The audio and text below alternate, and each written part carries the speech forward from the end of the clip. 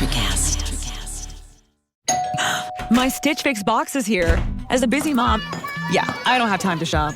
So I signed up for Stitch Fix. It was easy. I took a quick quiz to share my size, style, and budget, and they took care of the rest. My stylist sends 5 just for me pieces. This blazer. The fit on these jeans? Perfect. Keep what you love, then send back the rest. Free shipping and returns, and no subscription required. Stitch Fix. My stylist just gets me, and they'll get you too. Get started today at StitchFix.com. This episode is brought to you by State Farm. From your morning podcast to your afternoon playlist, State Farm knows you personalize your entire day, and that's why State Farm helps you personalize your insurance with the State Farm Personal Price Plan. It offers coverage options that help protect what you care about most at an affordable price just for you. Like a good neighbor, State Farm is there. Prices vary by state. Options selected by customer. Availability and eligibility may vary. On this episode of Missing the Point, we sit down with Fox Sports, NFL, and NCAA football rules analyst and former NFL VP of officiating Dean Blandino on what it's like to be an official, an inside look at some of the biggest plays in the last 20 years, the emergence of Sarah Thomas as the first female referee in the NFL, and yes, we ask about the Dez Bryant play. But first, this episode is being brought to you by Boxo Crafts. Boxo is an arts and crafts focused kids subscription box. Boxo is a parent-run company that combines creativity and convenience in one monthly package, delivered right to your door. Boxo's premier box, Boxo Holidays, contains 4 separate art projects to get you and your family into the holiday spirit. Whether it's Halloween, Hanukkah, or Easter, they've got you covered with holiday fun. Boxo, we can't wait to see you create. Check out BoxoCrafts.com and exclusively to our listeners, enter the promo code MTP for 15% off your first order. That's BOXO crafts.com, promo code MTP. Missing the Point is a 1-hour weekly, 2-hour monthly podcast recapping the biggest stories in the world of sports with a New England flavor. The show notes and transcript of today's episode can be found in the description box below, as well as on our website, mtpshow.com. If you're new to the show, consider subscribing. It's the easiest way to see when we publish new episodes. We are on iTunes, Spotify, Google, and wherever you get your podcasts. Be sure to rate us and leave a review of any of our shows. We always appreciate your feedback. Also, be sure to follow us on all of our social medias. All of our links will be in the show notes. And check out our brand new website, www.mtpshow.com. That's mtpshow.com. And now, this is Missing the Point. But it's all relative.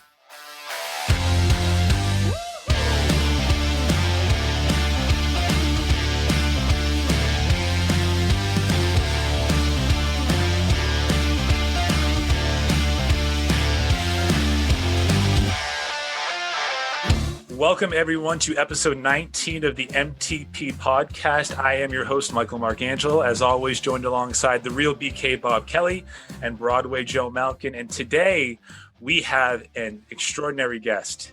He is the former head of officiating for the XFL. He previously served as the NFL's vice president of officiating from 2013 to 2017. He's currently an analyst, a rules analyst for the NFL and NCAA on Fox. And most importantly, he's a stand-up comedian. We have Mr. Dean Blandino. Dean, thank you so much for joining the show. And how you doing? I'm good. Former stand-up comedian. I don't do stand-up anymore, but sometimes when I talk about officiating, maybe. But yeah, I'm doing well. How are you guys doing? We're doing very well. Yeah, thank you so much for taking the time. We have a lot of questions that we want to kind of ask you and topics to go over.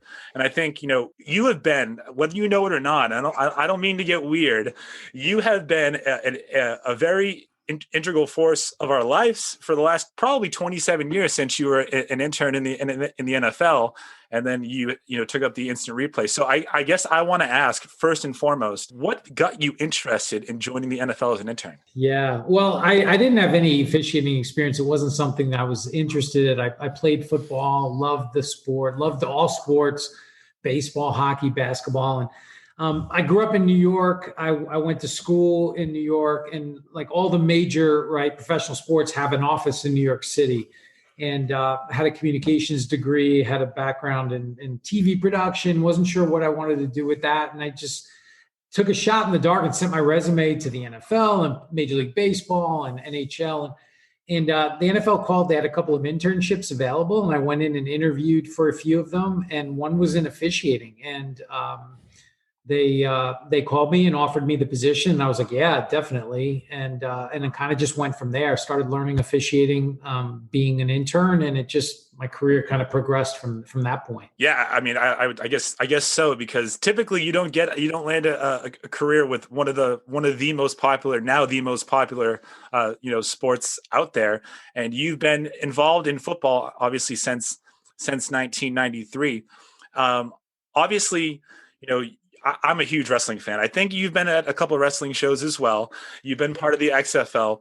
What would you say some of the differences are between what you've done in the NFL and what you were building in the XFL? Yeah, I mean, the XFL was such an amazing experience. Now, I still get upset when I talk about it because of what happened. It was doing so well. And obviously, how do you prepare for a pandemic? Right. But what was so cool about the XFL was the ability to start fresh and just create something and look at the rules from a different perspective, have the ability to kind of pull the curtain back a little bit and be able to shoot what's happening in the replay booth and hear what the officials are saying and all those things. So the XFL, I mean, I started it from the NFL, and that's always going to be, a big part of my career. And I'll always have a soft spot in my heart for the NFL. But the XFL was such a cool experience, and I'm hopeful that they're going to come back in the spring of 22, and with Danny Garcia and The Rock, Dwayne Johnson involved. Yeah. Honestly, like when I heard that The Rock and Danny bought that, my first thought was, I hope that they keep what was happening this past season, the same, because the first version of the XFL was so gimmicky. It was WWF football, right? Now it felt like they were kind of getting things right, and they were taking aspects of football that we like from the NFL and bringing it on and presenting it in a whole different way. I know everyone else on the show did. I loved the fact that you could hear the coaches' conversations with the quarterback. Like that's something that I wish that they would do in the NFL. Is there anything that you think that the NFL will take away from XFL 2.0 this time? Yeah, well, they definitely have discussed different things because of how well received some of that XFL stuff was. So, I know they talked about the XFL kickoff, and that was, what made that such a good rule is that, you're trying to promote kick returns, but keep it a safe play. And that's what the XFL kickoff did. And the NFL, we've seen it. They've tweaked the kickoff so many times in so many different ways. So I think that for sure will be discussed in the future, and definitely the kind of the transparency, and then the ability to hear and see what's happening behind the scenes. I don't know if the NFL will go that far. You're talking about an established league. Every club is very, they're very protective of their own stuff, and so there are rules in place to prevent some of that. But I think the NFL will definitely look at things like the kickoff, more of that transparency, because people loved it. And it was fun, even being a part of it. It was fun to watch that reaction, because when have fans ever been like excited about something officiated related? Never. Yeah. We were getting good feedback about officiating, other than you guys, because you guys are all about officiating. But Dean, I've always been a big fan of officials and officiating. And one of the things I kind of preached to these guys was humanizing officiating, which I think really has been something that the NFL, and definitely with the XFL and some of these other leagues, and the way someone like you interacts with people on social media is really humanizing the game, the profession of officiating in the NFL. But one thing that really interests me is how far the NFL has come since the re-implementation of replay in 1999. And it went away from the game in 1991, and they had it for about 6 years. And it really changed the way the game happened. And you were one of those pioneers that really was put in charge of re-implementing replay in 99. And so many things have changed in the last 22, 23 years. Do you think that the league is going in the correct direction in terms of officiating when you look at how much it has changed? That's a really good question. And it's just, we've seen the evolution of replay. And like you mentioned, the old system, 1986 to 1991, I wasn't at the NFL at that time, but that system was, if you can remember, two VCRs. So it was basically, you had two VCRs recording. And if you wanted to look at something, you had to press stop, rewind, let the other one record. So imagine trying to review calls with two VCRs, how long it would take. There were unlimited stoppages. So that system went away. And I, when I got to the NFL and the technology started to change, the internet, digital video, right? We can watch video wherever. We're on a Zoom call right now, right? In 1995, we didn't know what Zoom was, but the technology continued to improve where we said, okay, it's all digital. It's more seamless. We're basically just recording the program feed. What everybody watches at home, we're recording it and we're just marking points on it. And with a touch screen, I can access any one of those points on the video immediately. So that made a lot of sense because now it wasn't going to take, 4 or 5 minutes to review a play. But to your question, where are we going? Right, the technology continues to improve. And the calls we were looking at in 1999, remember, that was standard definition. Now we have high def. We've got all super slow-mo. So we're seeing more things than we could ever see back then. And what does that mean? It means we're reviewing more calls. We're overturning more calls. So where do you draw the line and keep that balance between the on-field officials officiating the game and then letting technology help, but not be, too intrusive? And I think that's going to be a challenge for the NFL, for college football, for any professional sports league, is maintaining that balance because the technology is great and we want to get the calls right. But do you want to watch a football game where every time we're waiting for somebody upstairs to give a thumbs up or thumbs down? Like, who wants to watch that? So I think it's going to be a challenge for the NFL to maintain that balance. The way it has progressed, we've seen we've seen the ability to replay PIs. We've seen then we saw that retracted, and we've seen that a lot over the years where you're able to review something, then not able to review something.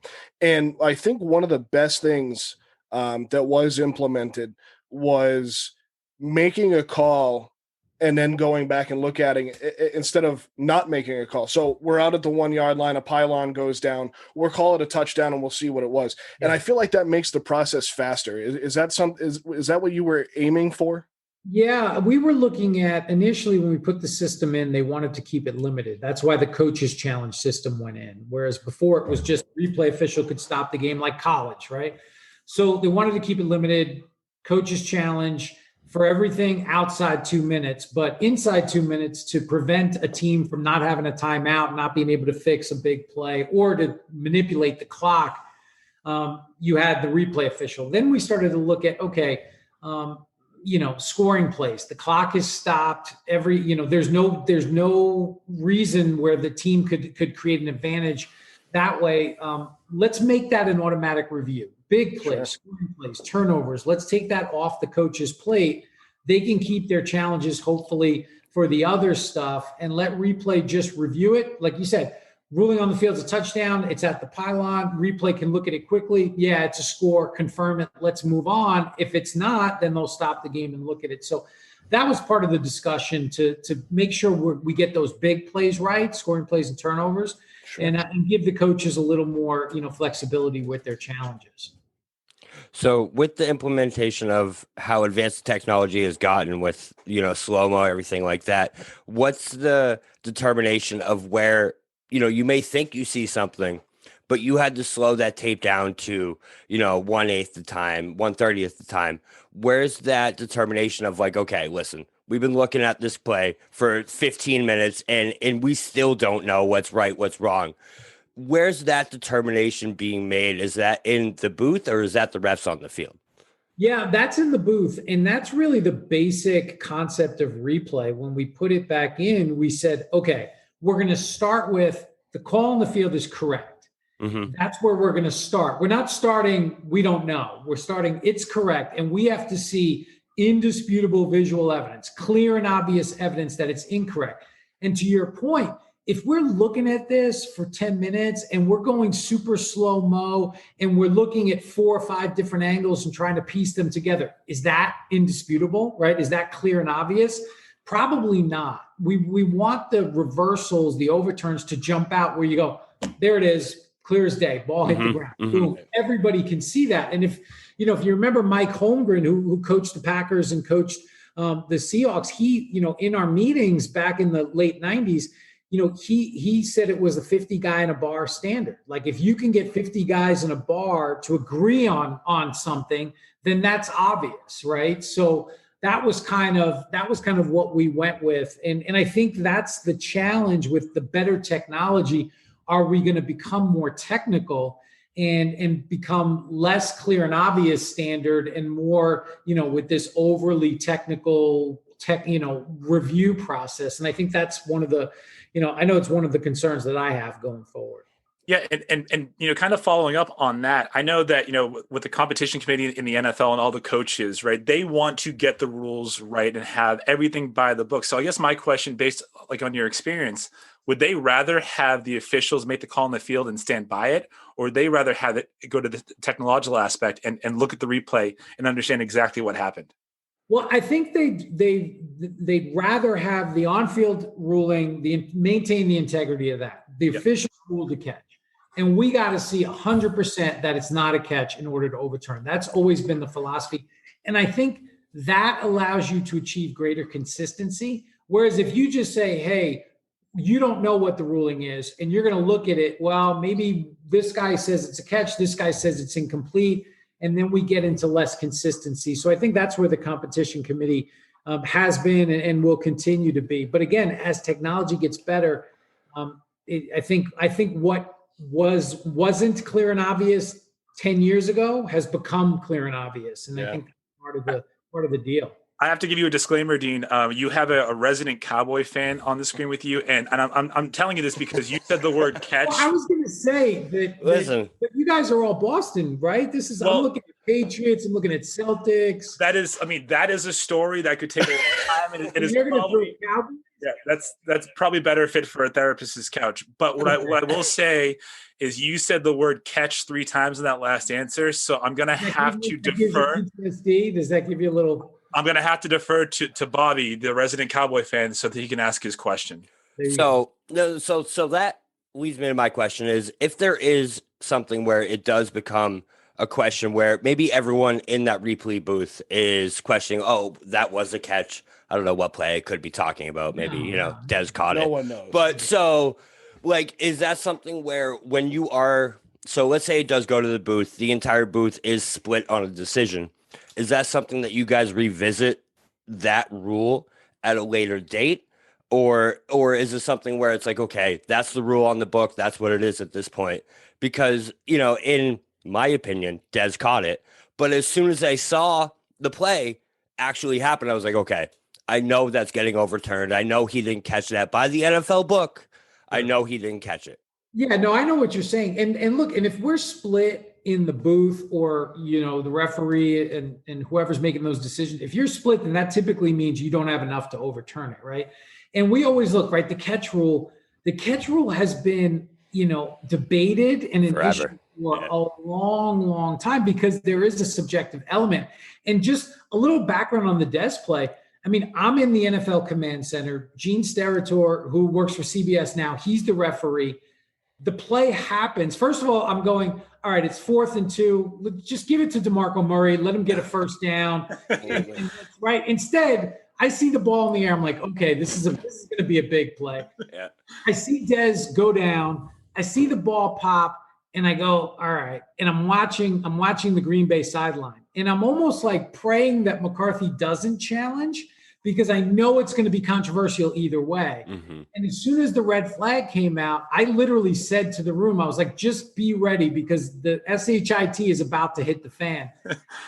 and Gene and I talked about it. We went through it, and there was no doubt in our mind. If there was any doubt in my mind that by the rule, it was not, it was still a catch, we wouldn't have changed it. And, we went through the steps in the rule, the ball hit the ground, it came loose, the football move didn't matter at that time, and it was an incomplete pass. But But that rule, because there were plays that looked like catches, but by the rule they weren't, the competition committee continued to look at it and tweak.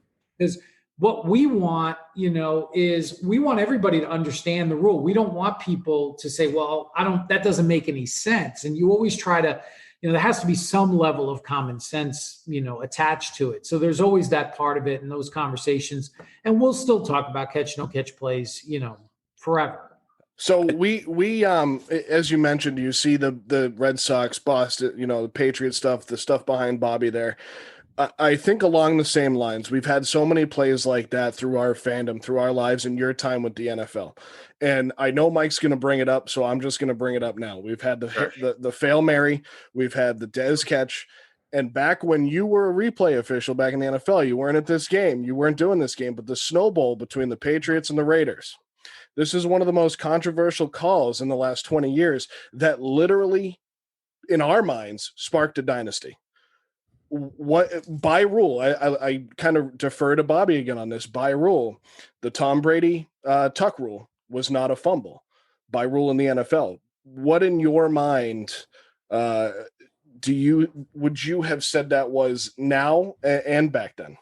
Well, yeah, back then it was pretty straightforward. It was a pass based on the rule at the time. Once you started the hand coming forward, it was literally a pass until you actually brought it all the way back into your body.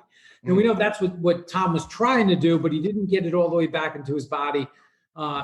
Woodson hits it, ball comes out. And like you said, and I agree, right?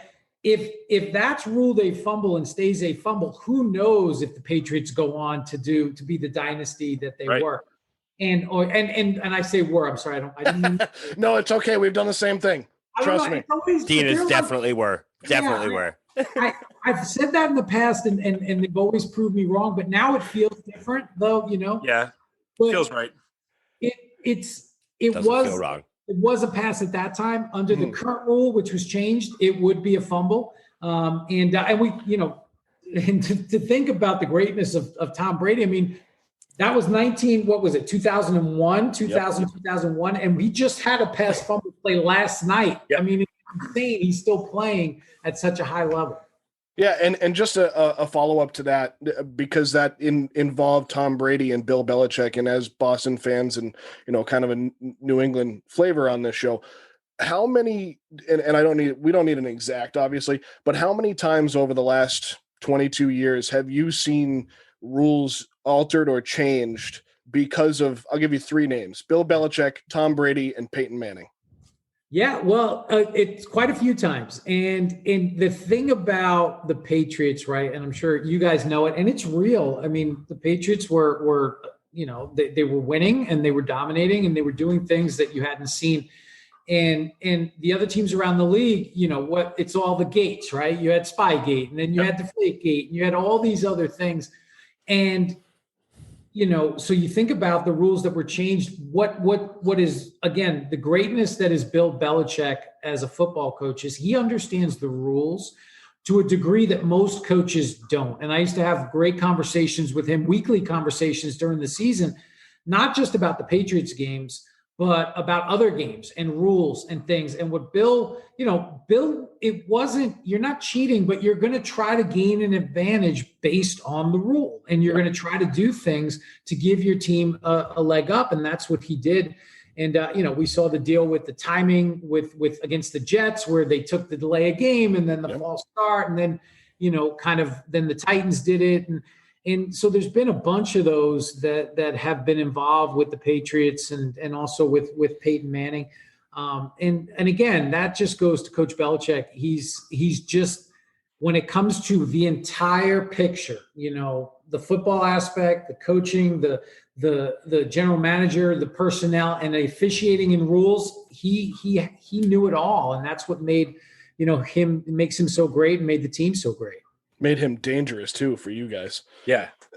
Oh, no question. And I joked with him. I asked him, hey, you should get on the competition committee. He's like, no, I don't want to, because a lot of people on the committee would just complain about the Patriots. And he knows no one would get away with anything ever again if he joined that competition committee. He'd be like, all right, nope, we can't. because Harbaugh tried to do it in Baltimore a few years ago, which is still one of my most frustrating experiences, even though Bill was living in John's head rent free for a little while. But the whole eligible, ineligible receiver, that was just it was frustrating to watch as a fan too, because you don't know what the heck's going on. And then Vrabel tried to do it right back to him again. Yeah. I think, for us, like the Belichick that we see as fans, right, is very like rigid. He grunts, he snorts. Obviously, like he's different with you. And I was reading an article, I think from back in like 2005, when he actually spoke with your colleague Mike Pereira in the back, and he said, I'm realizing one thing: you never win, do you? Like you have 16 losers every week. As a coach, as fans, as players, either you win or you lose. You feel the euphoria or the catastrophic defeat. For referees and for people in your position, what was it like knowing that no matter what, this is going to be a wrestling term, you were walking out of that game as a heel? Yeah, no question. And Bill, said that to Mike Pereira, and like you said, you're going to teams, they know, and you talk to people at teams and the facility, the building feels different after a win than it does after a loss. Well, in officiating, it's always the same. And you're always just putting out fires, and there are no wins and losses. And it just always feels like a loss, because a win for officiating for would be an entire week of NFL football without one question about the officiating, right? And that never happens, right? That's just impossible. So you're trying to minimize the damage. And when you talk to a coach, I talk to coaches on Sunday night, Monday morning. They're not calling you to tell you how amazing the crew was and how great a call the side judge made in the third quarter. And those are the ones that stand out in my, time as head of the department. There were a handful of times where a coach called just to say how well the crew did, and those kind of stand out. But that's the thing in officiating, but that going in, you're not, if you want a profession where you're going to get a lot of pats on the back, then don't go into officiating. It's not going to happen. I know that you mentioned at the beginning of the show that, you did hang up the microphone. You're no longer a stand-up comedian, but we're just tying into this question. Sure. What's worse? Like what feels worse, being booed by 70,000 people for overturning a touchdown, or telling a joke and nobody laughing? It's not even close. Telling a joke and having it just completely bomb is a million times worse. It's more personal. It's more, and I did stand up for like 10 years. And there were times where you would just, whether it's an audience or whether the joke I didn't deliver it, and it was just crickets. And it's the loneliest feeling in the world. And whereas, I get people, you could go on my Twitter feed and there's people that are just, they hate me, like legit, never met me, never talked to me, but legit hate me and tweet really just awful things. And that's like, all right, whatever. Like, I don't care. But I can remember every time a joke didn't go over, and I'm like, that was a funny joke. That only. Dean, I have the same problem with my wife. Honestly, I do. They never land. No. And you were doing stand-up comedy in New York City, so it's not like you were doing it, in some small town. These people were really expecting a lot, so you had a tough crowd to begin with. But you do in the NFL as well, and kind of going off of that a little bit. And sorry, just lost my spot there, but I want to change gears because this is a question that jumped out at me. And Mike, I'm sorry if I jump on you here, but why stop now, dude? Yeah, I know. I've been doing it. I've been doing it for 12 years. I might as well continue to do it. This has really stuck out in my mind. As Mike mentioned, your colleague, you and Mike Pereira do Last Call every week. And one thing that stuck out to me today was protecting your players and protecting players at every level. And we all know that this is very important. What have you guys really tried to implement in the college and the NFL game to make that uniform across the board to protect players? Yeah, it's always, when we talk about making rules changes, discussing rules, there's a couple of things you look at. And the first one is always player safety. That's number one. Then you look at like competitive fairness, and then you look at consistency and officiating. Can the officials consistently officiate this rule? So when it comes to player safety, and I started at the NFL in 1994, and the rules were much different. You didn't have all of the protections for defenseless players that we have today. It was really just helmet to helmet and nothing else. Now, forcible contact to the head neck area to a defenseless player. Now you have the targeting rule in college where you have the disqualification. So I think, both college and the NFL have done a really good job formulating these rules, expanding them, because what we know now about head injuries and concussions and their effects, without those protections and without those rules, we won't have a game. We won't have professional football. We won't even have college football if we don't protect our players and continue to keep the game and even have that trickle down to the lower leagues and peewee football and all that, because that's where you get that's kind of your lifeblood. And if parents don't want kids to play tackle football, that will eventually trickle up and impact the game 20, 25 years from now. So it was always a big thing for us. It continues to be. And it's the number one priority is that player safety. So that kind of goes into another question I have when it comes to instant replay, kind of partnered into that. Is that something that the NFL has looked at? I know when Andy Dalton got hit a couple weeks ago, they did an instant replay to see if someone would get ejected, what the case may be. Is that something where the NFL is almost looking to go down an NBA path where they start reviewing these personal fouls on a case-by-case basis every time they happen to protect that safety? Yeah, it's a good question and that's something when, we had talked for years with the competition committee about things like, the pass interference rule that they implemented last year and didn't work out. But it was, when are we going to look at some of these player safety fouls and make those reviewable, like the targeting rule in college? And there were a lot of clubs that had proposed rules changes. So I think that's going to happen at some point in the NFL. I think, again, the challenge is keeping it limited. Because if you're going to review every foul, and there are a lot of player safety fouls, that could be a problem. But I think if you limit it to maybe defenseless player protection, because again, the game is so fast and it happens so quickly, and the on-field official, you want to protect the player. So it's close. Maybe the contact was to the head neck area. The official throws the flag, and then you get the super slow-mo replay that shows, well, it was actually in the chest. That's 15 yards and a big deal to that team. So I think it is going to happen at some point. Some of these player safety fouls will be reviewable. But again, it's just making sure that it's not too intrusive and we don't have too many stoppages during the game. Right. And along that same line, I was reading an article about something, a project that you were doing that would pretty much create a uniformed officiating approach from peewees to high school to college. How far off do you think we are from that happening? Because I do see that there's definitely a difference between obviously peewee and then elementary school and high school football. Yeah. And then there's that same leap between the NCAA and the NFL. So how far away from that uniformed approach? Well, I think one of the things we're looking for is trying to find, a connector between even just high school football, college football, and the NFL. And we did have a meeting 2 years ago with representatives from all groups just to talk about player safety rules. Now, I don't think because the athletes are different that you can have the same set of rules for high school, college, and NFL, right? The NFL athlete is elite, and high school, right? I'm sure we all played high school football. I played high school football. Right? So it's a different deal. And so I think you have to take that into consideration. Even college, right? Division III is much different than Ohio State and Clemson.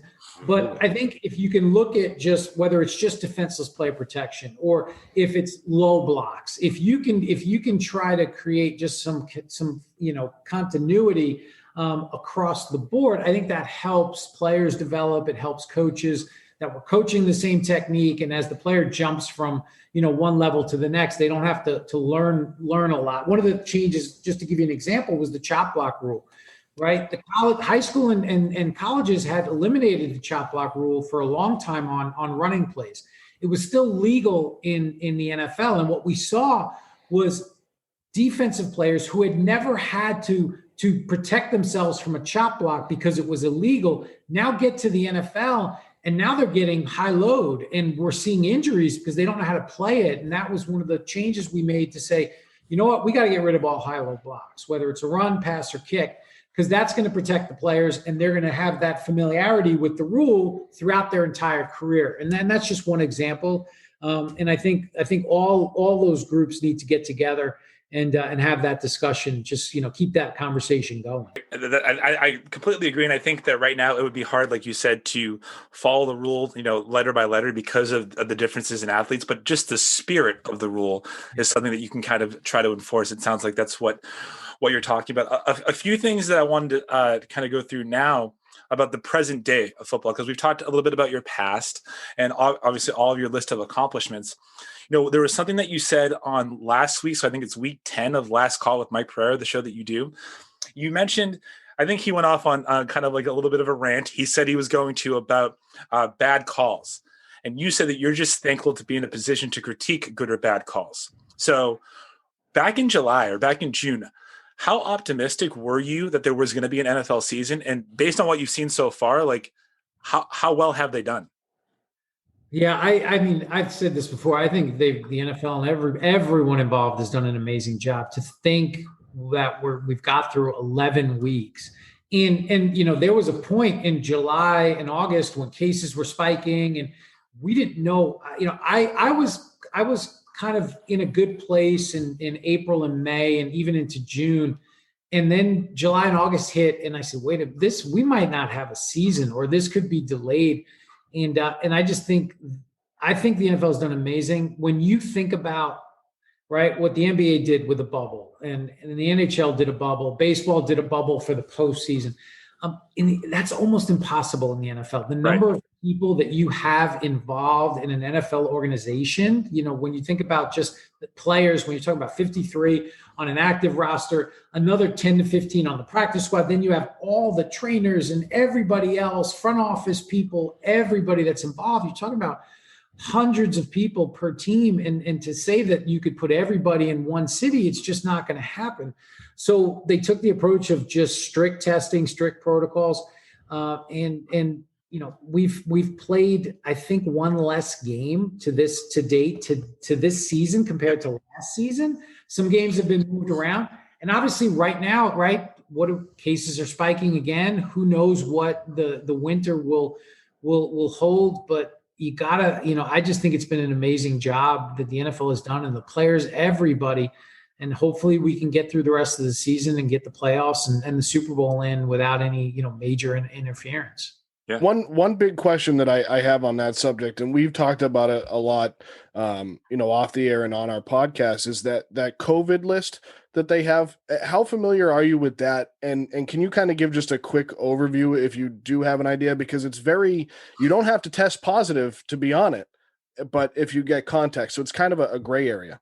Yeah, it is. And that's where, you don't know if someone's on that COVID list, did they test positive, or were they just in that close proximity to somebody that tested positive? What we do know, if you're on that list, somebody tested positive, right? And that's the contact tracing. So they've got, everybody's wearing a band. It identifies when you're closer than 6 feet, and it tracks it. So right now, and it feels like, you could go on Pro Football Talk or ESPN or whatever, and you're going to see, Ravens COVID list, Jaguars COVID list. Every day we're seeing players added to it. It's a combination. I think one of those things, once you go on that list, then you have to get tested.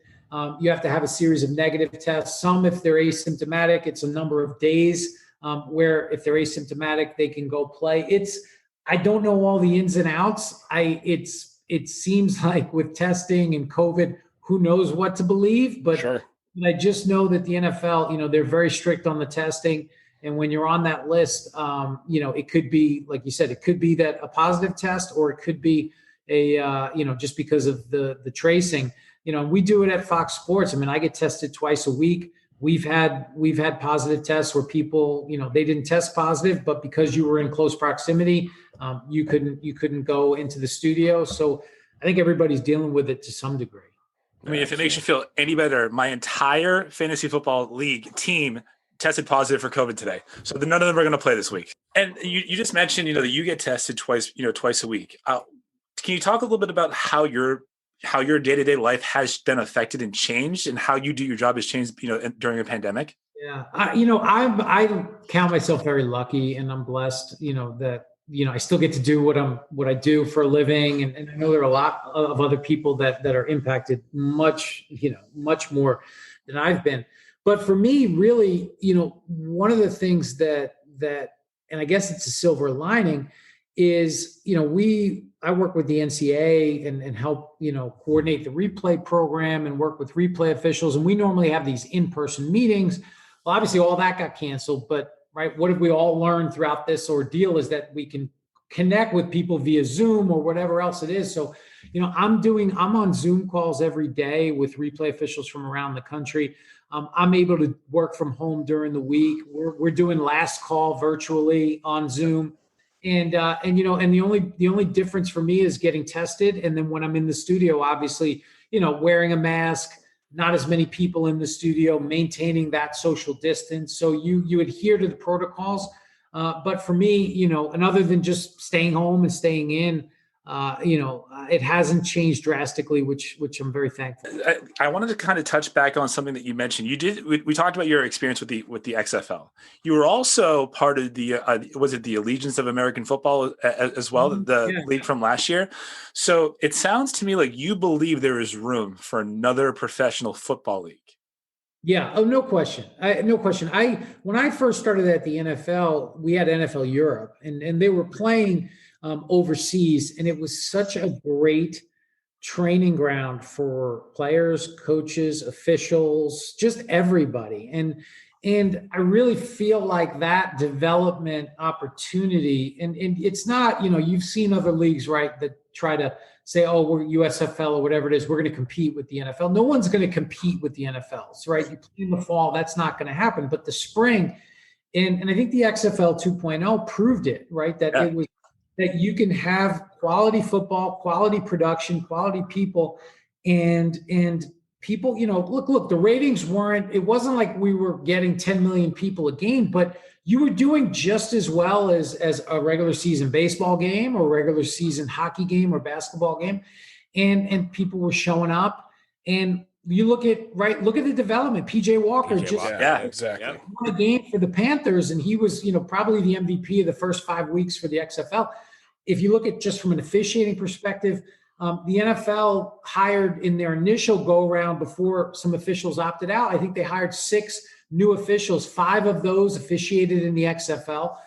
So obviously, just there's room. There's definitely room. The AAF was a great experience too. Ultimately, the financing, the financial backing wasn't there. But I think with the right backing and the right people, and I think the XFL proved that. And what I'm hopeful for, and I think, having had some preliminary conversations with the XFL people, they're not looking to reinvent the wheel. They know it worked, and we don't need to make a lot of changes for 3.0. Yeah, what were your thoughts on the quality of the product? Because as a pro wrestling fan, I did watch the XFL, the first one, right? And it wasn't great. Like we had Tommy Maddox and we had He Hate Me. Those are the 2 standouts. Sure. But when you talk about the games from this past season, the drop off, obviously it's there, but the quality of football was good.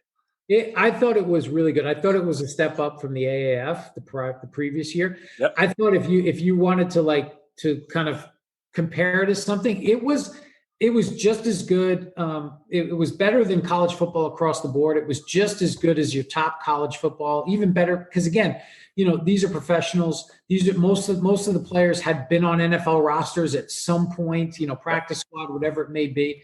So the quality was great. What was also great was the production. Both Fox Sports, ESPN, they put a lot into it. When you watch a game, and it's not like I don't know who these announcers are. There were, Kevin Burkhardt and Steve Levy and these people, Greg McElroy that you see on their normal broadcast. Yeah. That was a big deal. So the quality was great. And again, you're seeing that with players getting signed by the NFL and obviously PJ Walker being a highlight. And I think there's room for it. And I think there's players out there that Look, are we going to have another story like Kurt Warner? No, probably not. I think, you're not going to have somebody that just pops out of the Arena League and becomes a Hall of Famer, but you're going to have good quality players that can stay on NFL rosters come from the XFL. Yeah, and I think a big thing is like they actually have that opportunity to do that now. Is like you look at a lot of leagues out there. We have the G League and the NBA. We have AAA in baseball, and that's how I saw the XFL for the NFL. Is like they could really fit right into that niche. And I'll tell you what, I may not have watched many games live, but I was scrolling through YouTube every single time I saw an XFL highlight video pop up. I was watching that 100% of the time, because it was good football and there was great production involved, 100%. Yeah, and no question. And people are going to get that when someone gets that opportunity. Who knows if PJ would be on the Panthers if it weren't for the XFL. Right. I always go back to a guy I went to school with at Hofstra in New York, Wayne Corbett. I mean, Wayne, and he said it, without a preseason this year, a lot of guys didn't get an opportunity. Wayne made the Jets. He was like the 9th receiver at the start of training camp. Made the Jets in preseason and had an unbelievable career. Without an opportunity, that never happens. And the XFL can provide that for people. One more Hofstra great real quick. Miles Austin. Just throwing that out there. Hofstra was a football factory. I'm telling you. The Hofstra pride. There's the Hofstra pride drop today. And Wayne Corbett really could have benefited from the player safety rules that are in place now, because we know his career could have lasted even longer. He was one of those guys on those Jets teams that were likable because he was that 9th guy. We've had a few guys like that in New England, the Troy Browns, the Danny Woodheads of the world. So you mentioned from the XFL where Steve Levy basically parlayed that into a Monday Night Football gig. You mentioned the officials that were hired into the NFL. Something that you did while you were a big part of while you were the VP of officiating with the NFL was hire the first full-time female official, Sarah Thomas. And, this has been such a big deal. And you mentioned the backlash that you get on Twitter. She's gotten backlash on Twitter. And I think one of the biggest things that I see with her is going through her profile. And I saw that she officiated a game with a broken wrist in 2016, which blows my mind because I probably would be home on my couch with a bag of ice and some Percocets, but I look at an official like her, and I don't want to say a woman like her. I want to say an official like her, because she has really staked her claim as a very good line judge and now a down judge in the NFL. What was that process like bringing her into the NFL? Yeah, and that was one of the things, when I came in and we talk about diversity and inclusion, right? Last night's game was the first NFL game with an all-black official, officiating crew, which is an amazing accomplishment. But, when I came in, it was we didn't have any female officials, but so we kind of start to look at the pipeline and say where we know there are women out there officiating, right? And we've got to give them an opportunity. Because imagine what officials go through, right? They, like we talked about earlier, there's no wins, right? It's always a loss. So it's already a pretty crappy job. And then imagine being the only woman, and there's no locker room, and there's no, right? There's the uniform fits differently. All these things you wouldn't even think of, as a man. And Sarah had her goal all along. And we talked about it. She didn't want to be known as the first female NFL official. She just wanted to be an NFL official, like the other 120 officials that we had. And she had worked her way up, got started the same way all the guys did, and got to the point where, for me, I didn't want to bring her in before she was ready, because if she came in before she was ready and it showed, then what are people going to say? Well, sure, women can't officiate, females can't do it, blah, blah, blah, all the dumb stuff that people say. So it was important to me that, when she's ready, right, then we're going to bring her in. And in 2015, she was ready, and we brought her in. And my hope is that, and I know, and I've worked with, we had female officials in the XFL, and I've worked with a lot of them. And my hope is that we can have, another one and 4 or 5, however, so it's not a thing anymore, right? When you have an officiating crew with all minorities, it's not a thing. It's just that's just how it is, right? And that's the goal.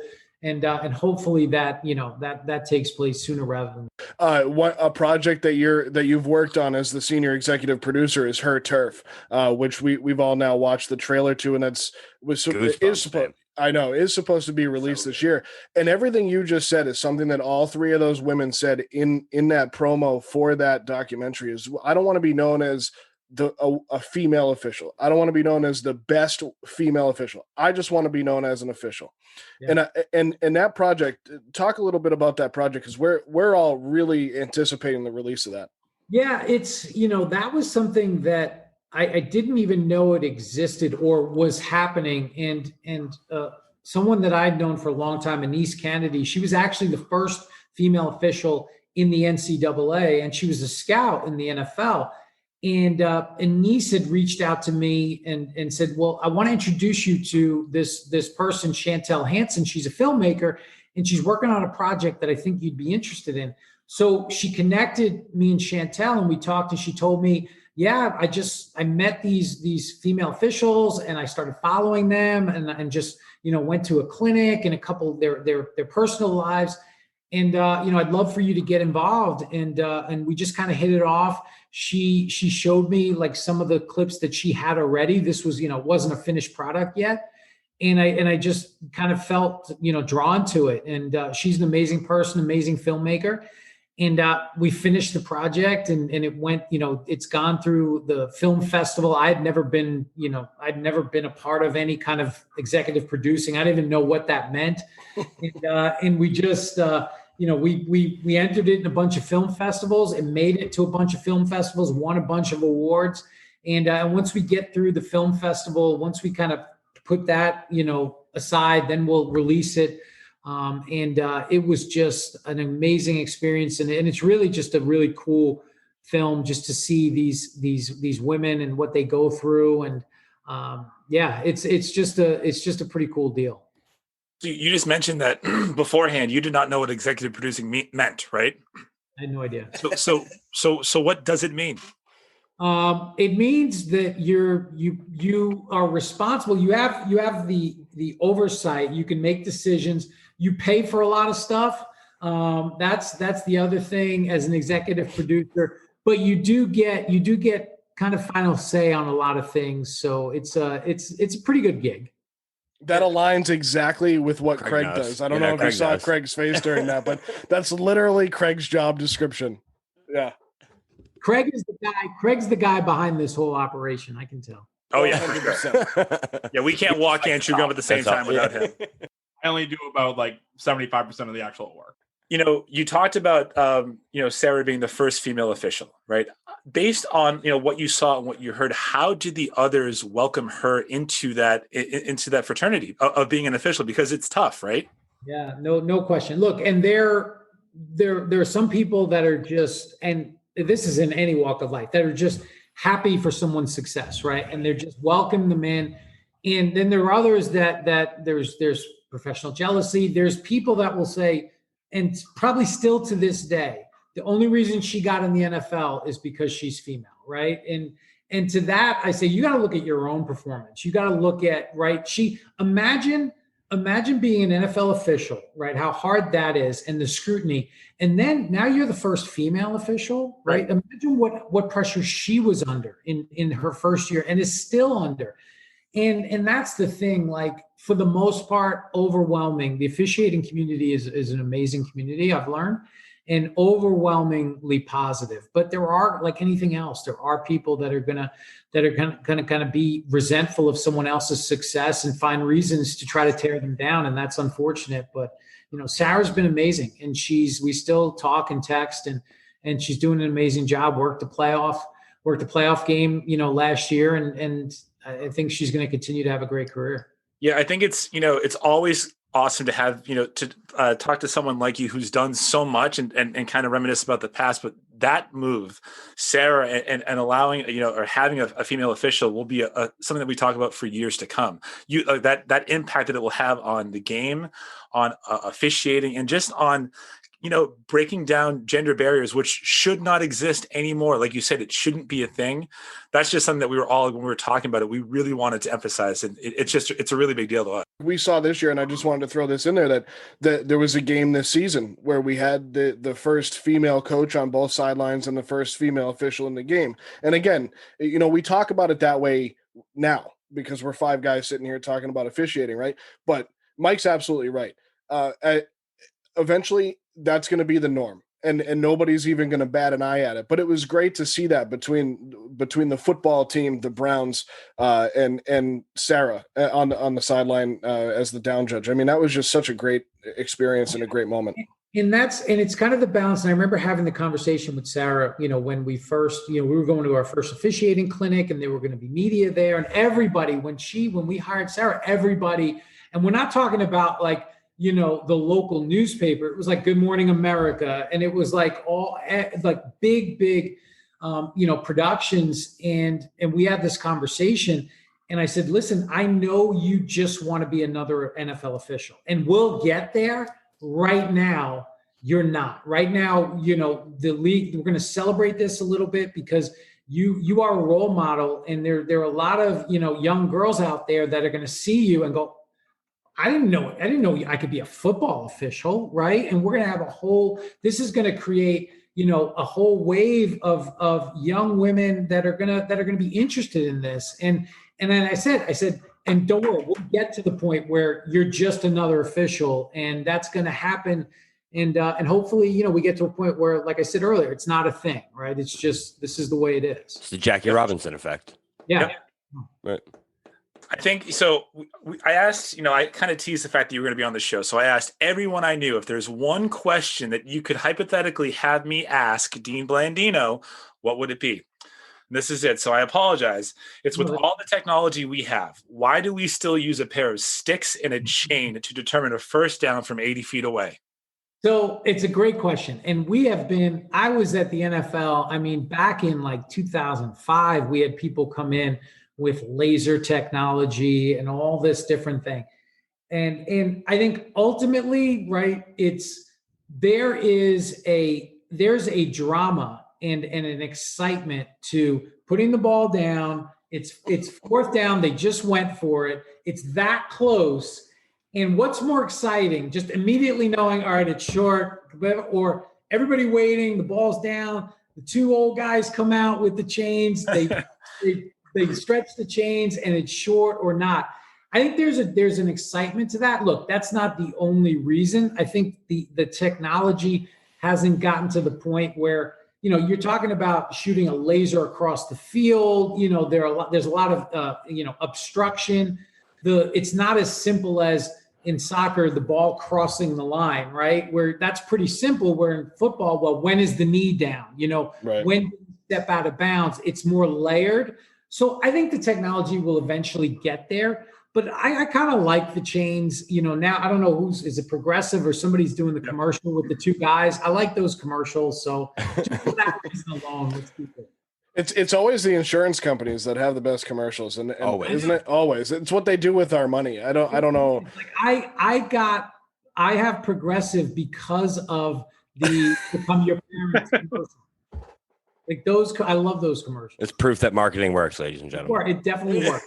Yeah, the Geico Gecko got me. Podcast, it's marketing works. It doesn't only get us, but it gets Dean Blandino too. It does. There you go. That's the tagline for the entire episode right there. So going off of that, you mentioned the old guys coming out. The old, they're measuring it, and then we get and now he's retired and his son is now a referee, but you get Ed Hockley flexing to tell us if it's first down or first down. The beach is that way kind of thing. I mentioned it at the beginning, humanizing officiating.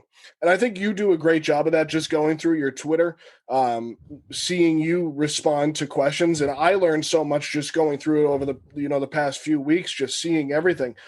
You have such a passion for the rules, but also for the game of football.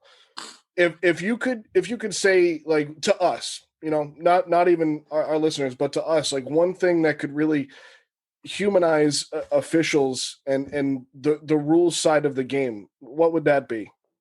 Yeah, I think it's such a big deal, and we always talked about that. We tend to forget that officials are people, right? We tend to, we sit on our couch or we go to a game, and we just kind of yell at them, and it trickles down. It trickles down. One of the things we always talk to our announcers about is just be mindful of even the language you use. You could disagree with a call, that's fine, but don't be disrespectful, because people hear that, and then when they go watch their kids play, then they treat the officials the same way. And a lot of those officials that are working that level, they're kids. They're 15, 16 years old, and they have a bad experience and they don't want to do it again.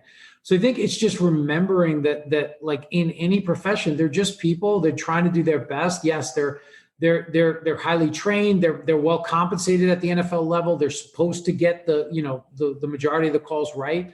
But just remember that, and I've said this before, if you watch a game on TV and you have, 4 or 5 different angles and slow motion and all that, you go, oh my God, how could that official miss it?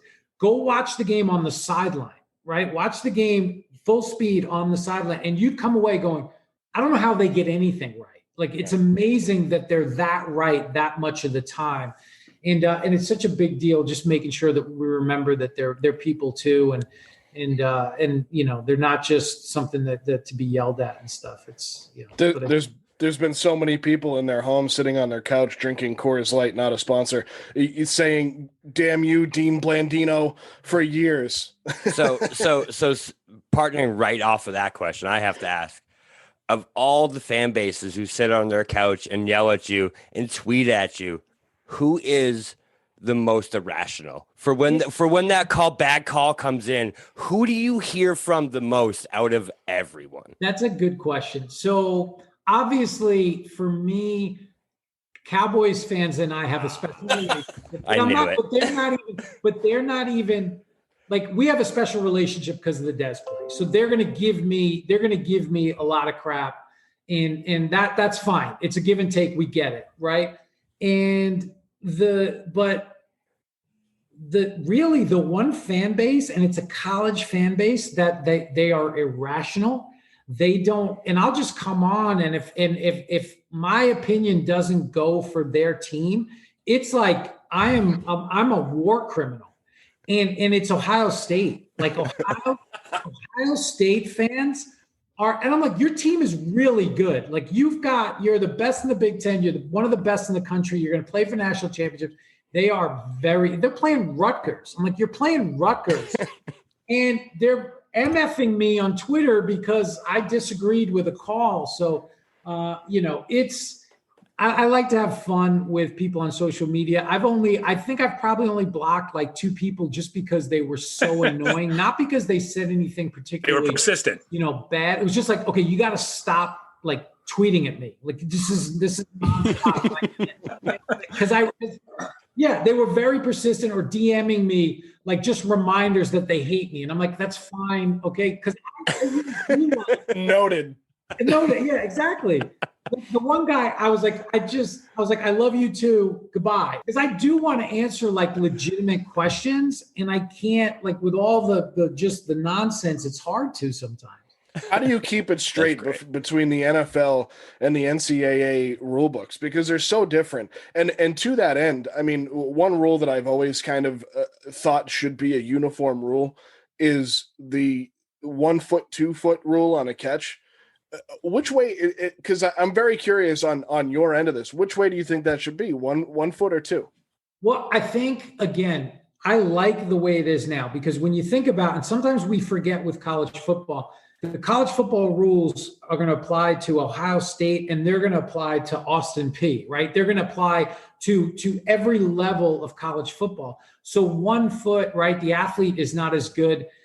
That's going to promote offense. That's going to be a good thing. When you get to the NFL, right, this is supposed to be the best of the best. You should be able to get both feet down. That's what makes it that much better. So I kind of like that, but it is hard. And my foundation is all NFL rules. That's what I learned from 24 years old. So for me, the college rules are much harder to keep straight because I don't have that foundation, and I work really hard just to try to keep up to speed with the college rules. And I still kind of just mess up sometimes because, I always go back. My fallback is always NFL. And then there are, like you said, there are a lot of differences. That's a good answer. Yeah, that's a great answer. Now I'm going to have that as my talk track whenever somebody says, why don't they change that rule? You also mentioned in your last kind of statement that you wanted to save your time for people who are asking serious questions. So in honoring that, my last question to you would be, if you were a wrestler, what would your gimmick be? And would you be a babyface or a heel? I've thought about this a lot. I grew up with. I love how that's how you started that. I have to say. My 10-year-old son is a big wrestling fan. We've obviously been lucky enough to go to a couple of shows, and I actually have a character that I want to pitch, an actual thing. Like, I'm serious about this, and I'm going to run this by you guys. Yeah, you're going to be my test. You're going to be my test. Okay, so I'm going to be a heel, but I'm going to play myself, and I'm going to be the WWE is hiring a director of officiating. Okay, so I am in charge of all the referees, but I'm completely crooked, and I do like calls, and we overturn matches for the heels, and I'm behind a room, and I just like we'll go to a show in Dallas, and I'll make fun of Dez. Like I legitimately want to be that person, and I think it has legs. 100%. But the former owner of the XFL, I think he has a little bit to do with the wrestling product that's out there. I do know Vince, and I have a line to Vince. So I am going to pitch this at some point. We're behind you. As a character. Yeah. Well, tweet at us once that goes down, and we will make sure we spread that word so fast that you will be a heel before you know it. Absolutely. Well, obviously, Dean, thank you so much for taking the time. Before we let you go, I want to give you a chance to tell people where they can find you and what they can, if they want to learn everything about Dean Blandino, where do they go? Yeah, you mentioned Mike Pereira and I do a kind of a video podcast, if you will, on Last Call, called Last Call. You can find it on Facebook. Check out the Fox Sports page on Twitter. On Twitter at Dean Blandino. I've had a podcast called Good Calls. We're in kind of looking at tweaking that a little bit. So we haven't been recording episodes lately, but hopefully that'll be back. But just check me out on Twitter at Dean Blandino. And I love legitimate questions. If you want to give me a little crap, that's fine too. Awesome. Well, Dean, again, thank you so much for taking the time. It's been awesome just kind of talking with you and kind of diving through your history and kind of into your head about what's coming in the NFL, what's been happening. So for Broadway Joe Malkin, the real BK Bob Kelly, the best executive producer in the game, Craig D'Alessandro, and our special guest, Dean Blandino, my name is Michael Marcangelo, and we're signing off. Thanks for listening to this episode of Missing the Point. Missing the Point is a 1-hour weekly, 2-hour monthly podcast recapping the biggest stories in the world of sports with a New England flavor. The show notes and transcript of today's episode can be found in the description box below, as well as on our website, www.mtpshow.com. If you're new to the show, consider subscribing. It's the easiest way of seeing when we publish new episodes. We are on iTunes, Spotify, Google, and wherever you get your podcasts. Be sure to rate us and leave a review of any of our shows. We always appreciate your feedback. Also, be sure to follow us on all of our social medias. All of our links will be in the show notes. And check out our brand new website, www.mtpshow.com. That's mtpshow.com. For all of us here at Missing the Point, I'm Craig D'Alessandro. We'll talk to you next time.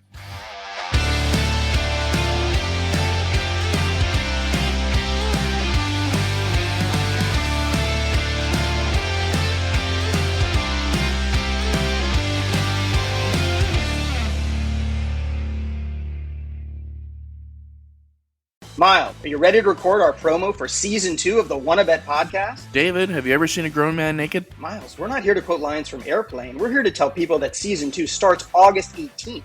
But I like Airplane. I know you do, but Wanna Bet is a sports betting podcast. Each week we bet $1,000 on the NFL teams and games that we love. Well, that sounds like fun. It is fun. And last year you picked over 60% of your games correctly. How'd you do? We're not talking about that. We are telling people that they can find us every Friday. So no more movie quotes. Roger. Electricast. Hey Hey there, fabulous souls. I'm Stephanie Baklaan. And I'm Eden Alpert. And we're the hosts of the brand new podcast, Unapologetically Fab. Get ready to join us on an amazing and real journey as we dive into life after 40 and own it.